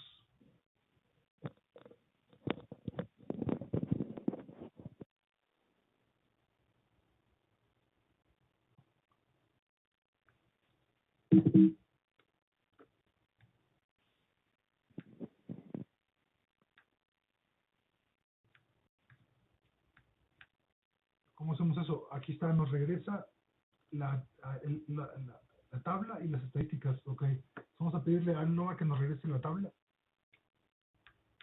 y las estadísticas. Las estadísticas se utilizan con multcompare. Ahí dice multcompare, comparaciones múltiples. Compárame. F5. Y entonces nos agrega esta gráfica. Esta gráfica es una gráfica interactiva que nos dice, dale clic en el grupo que quieres probar. Entonces le damos clic aquí y abajo dice 5 grupos tienen medias que son estadísticamente diferentes del grupo 1. Y entonces lo pone en rojo. Vean, cuando dan clic en el grupo 2, te dice que hay 6 que son diferentes. Por ejemplo, del grupo 10, 10 grupos son significativamente diferentes. El único que no lo es el 8. El 8 tiene 9 grupos diferentes. Aquí está, muchachos. Vean esta gráfica de comparaciones múltiples. Denle clic en los diferentes grupos y pone en rojo los que son diferentes y en gris los que no son diferentes. Nada más que ustedes no lo van a poder ver aquí. Véanlo en su propia pantalla porque esta figura, los puntos son muy pequeños.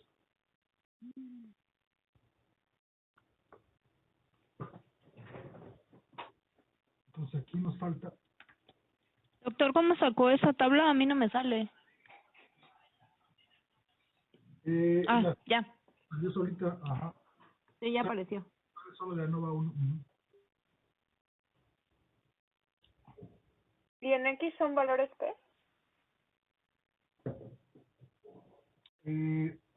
Aquí tenemos en X, pues el promedio de los grupos, el promedio de los tiempos de reacción de cada grupo, y en eje Y los 12 grupos, los 12 participantes. Y aquí tenemos el promedio, y eso debe ser error estándar. Debe ser el error estándar del promedio.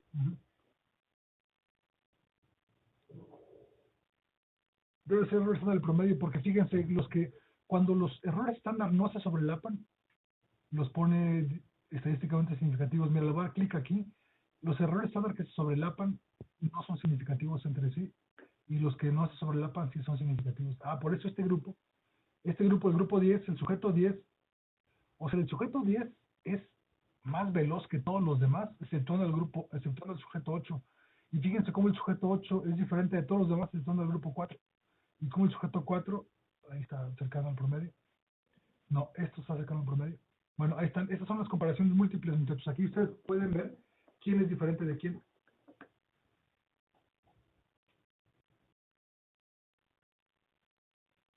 ¿Y puedo saber el valor P de esa comparación múltiple? Ándale, es una buena pregunta. Yo creo que sí, pero no sé cómo. A ver, veamos. Help. Compare. Aquí nos va a regresar comparison means H. Comparison. A ver, veamos. A ver, regresanos todo esto. Vamos a ver qué es esto.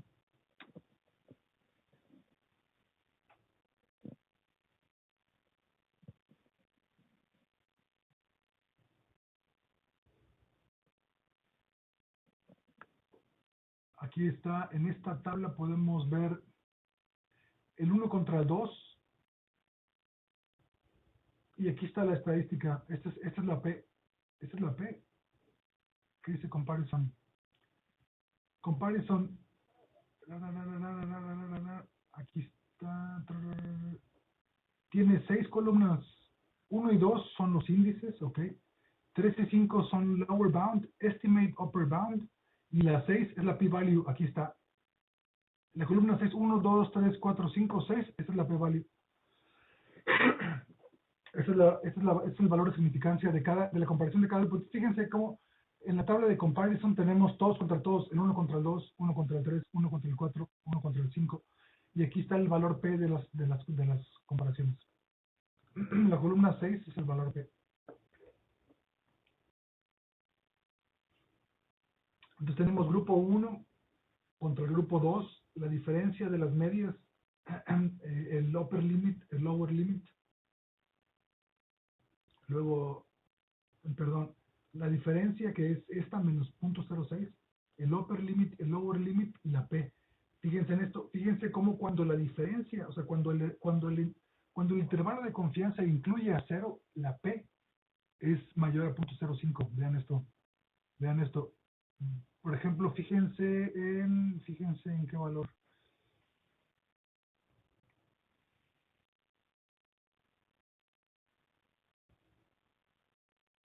El 1 contra el 5.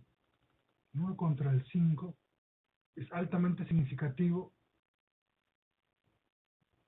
El 1 contra el 5, a ver, veamos esa comparación.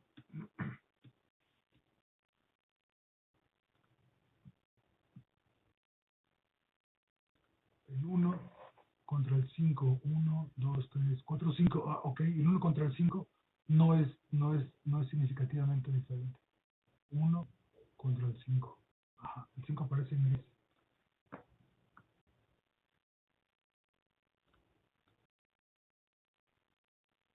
Ok, ahí está. Upper limit, lower limit difference. ¿Sí era eso? Upper limit, lower limit difference.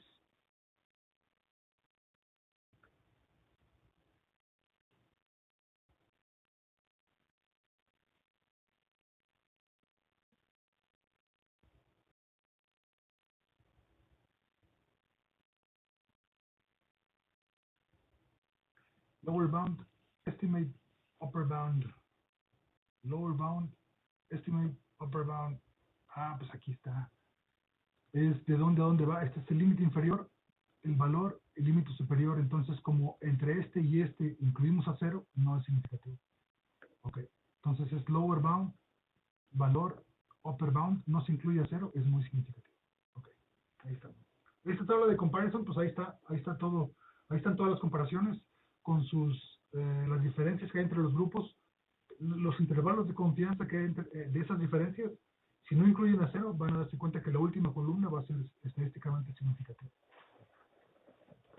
Y entonces, por ejemplo, en la grafiquita, por eso cuando le picamos a uno, salen en grises los que no son significativos. Cuando le picas a uno, salen en grises los que no son significativos, correcto. ¿Sí? Ah, ok. Doctor, cuando se hacen esas comparaciones múltiples, ¿ya trae un post-hoc por default? Exacto, estos son los post-hoc, esto es lo que se llama post-hoc análisis. Ajá. Ya está corregido para comparaciones múltiples. ¿Sí? ¿Y qué tipo de post-hoc es? ¿O es, por ejemplo, si quisiéramos hacer un Bonferroni o algo así, lo podríamos hacer ahí? No, este ya está corregido para comparaciones múltiples. No sé si utiliza Bonferroni o...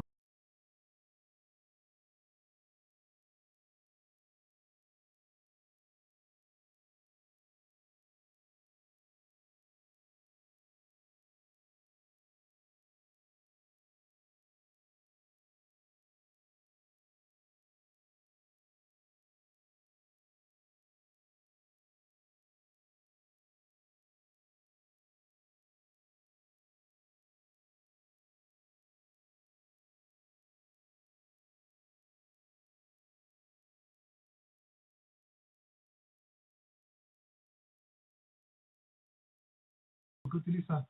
Yo creo que tú le puedes decir, yo creo que tú le puedes pedir que corrección haga.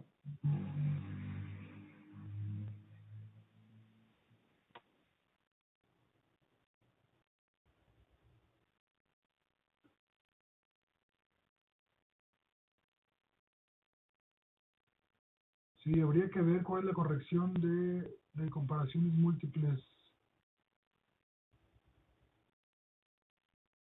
Pero, espérate, ajá, sí, habría que ver cuál utiliza. El Bonferroni lo utilizas cuando tú lo haces a mano.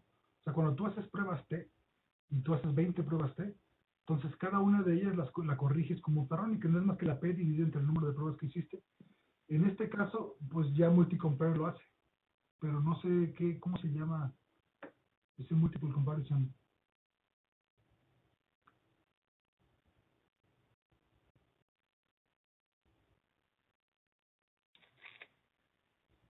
Creo que en el help viene que se hace un turkey por default y se puede elegir entre un Dune Ciudad y el Bonferroni.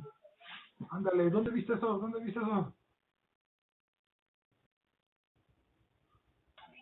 En el help del multicompare, donde dice C-Type, abajo de display, ahí solo lo dicen. Aquí está, exacto. En C-Type tú puedes decir Bonferroni, ajá, computes Bonferroni critical values, sí.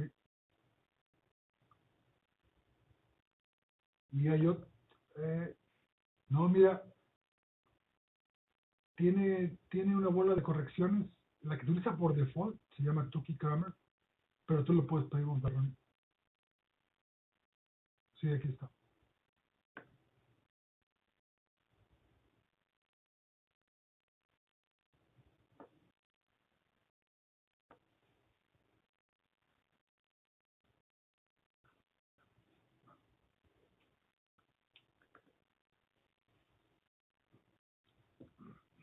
Ok, entonces muchachos, que ya nadie les diga, que nadie les cuente, hemos visto correlación, hemos visto regresión lineal, la vimos la vez pasada, la regresión lineal sencilla, la regresión lineal múltiple, la correlación parcial y ANOVA. Entonces, tarea, muchachos, de tarea, ustedes busquen ANOVA N.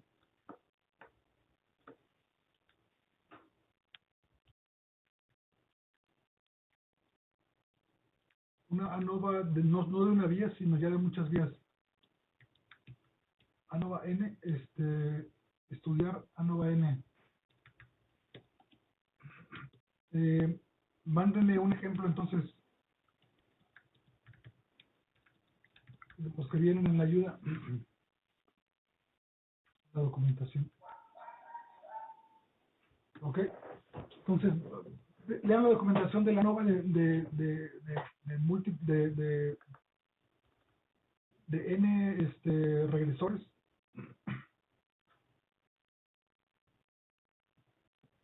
Ok, y aplíquenla. No, mejor no me manden la ayuda, mejor aplíquenla de una vez, ¿no? Aplicar ANOVA N a los datos de tipo de reacción. ¿Qué regresores vamos a estudiar? Los que ya conocemos, los que ya tenemos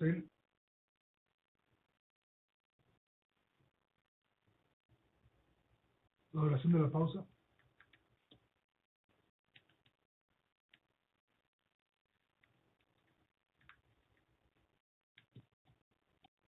Duración de la pausa. El orden del ensayo. El género. Ya, el número de participantes no se puede por una razón. El ID no es un regresor. Bueno, sí es un regresor, pero no es un regresor de la ANOVA N. ¿Por qué? Es una cuestión técnica porque no tenemos combinaciones de todos los regresores, no tenemos combinaciones de todos los valores para ese regresor. O sea, por ejemplo, el ID, el identificador, no tiene diferentes géneros. El sujeto 15 o es hombre o es mujer. O sea, no tenemos 15, hombre y mujer. No podemos disociar el efecto de hombre y mujer sobre el valor 15. Entonces, por eso no se puede meter en una ANOVA de múltiples vías, porque no tenemos diferentes valores de género para un mismo sujeto. ¿Eso está claro, muchachos? Lo tenemos, el efecto del ID, el efecto del número de participantes, lo tenemos que hacer por separado porque no tenemos valores de género para diferentes IDs. No tenemos, un ID solamente tiene un género, entonces no podemos disociar ese efecto. Entonces género ID no es un regresor, eso lo pusimos. Hay otra cuestión técnica, muchachos, y es que la duración de la pausa y el orden del ensayo son variables continuas. Estas dos son variables continuas. Y hay que decirle a la ANOVA quiénes son variables continuas, porque el género es una variable discreta. Como ya hemos visto, el género es una variable discreta. O sea, el género es hombre o mujer.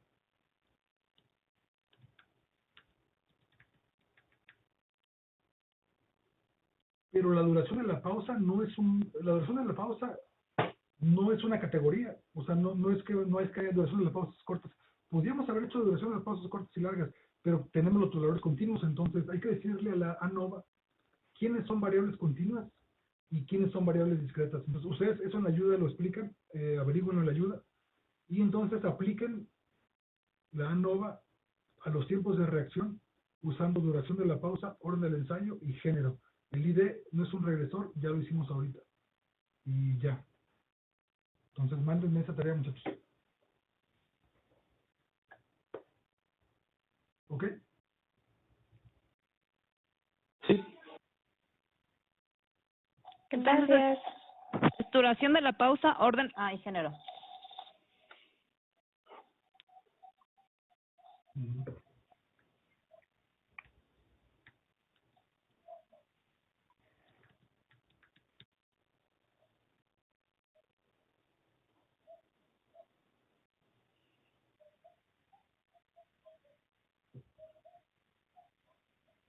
Entonces, muchachos.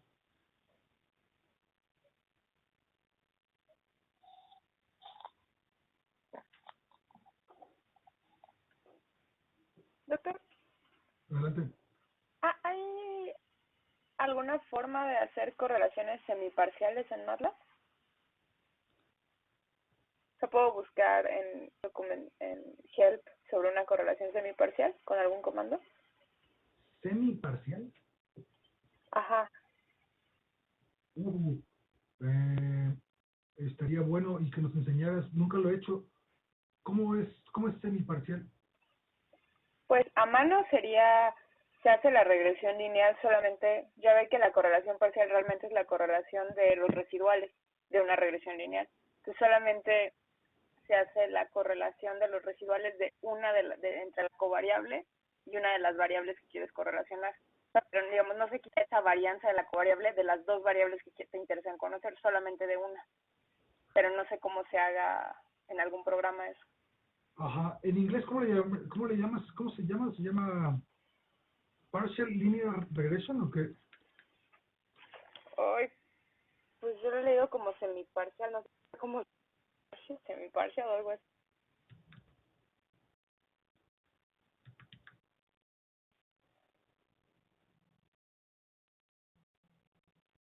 Semi-partial regression, sí. Ajá, pues MATLAB. Aquí está, mira tu pregunta. ¿Cómo puedo realizar una correlación semiparcial? Ah, ya, sí se puede. Entonces, Es que en el SPSS no se puede. Hay que hacerlo a mano a fuerza. Ok, hay que leer bien los ejemplos y todo esto. A lo mejor sí, puedes encontrar,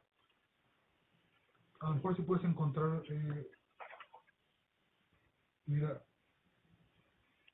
una correlación parcial ajustada para variables internas y, ok, sí, habría que revisar esa parte de la ayuda. Ok, gracias.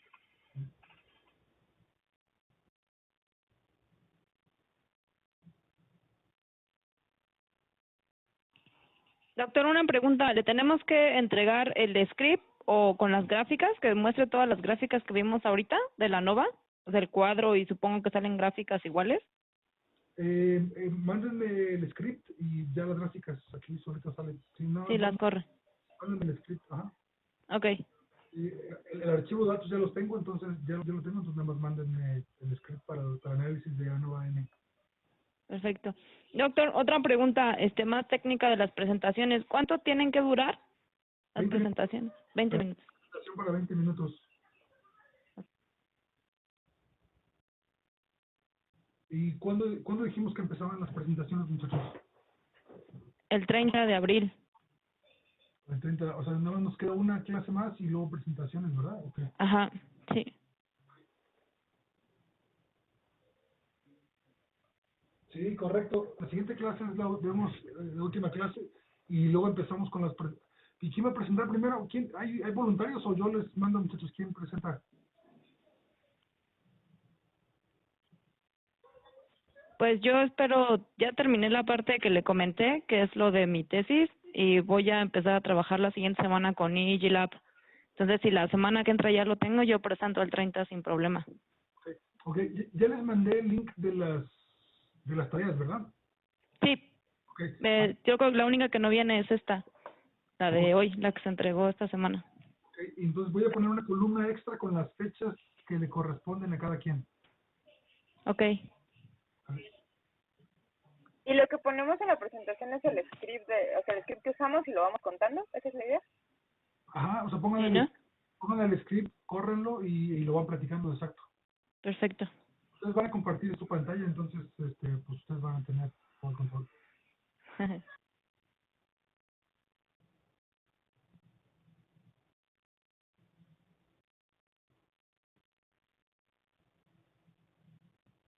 Ok, muchachos, ¿no hay más preguntas?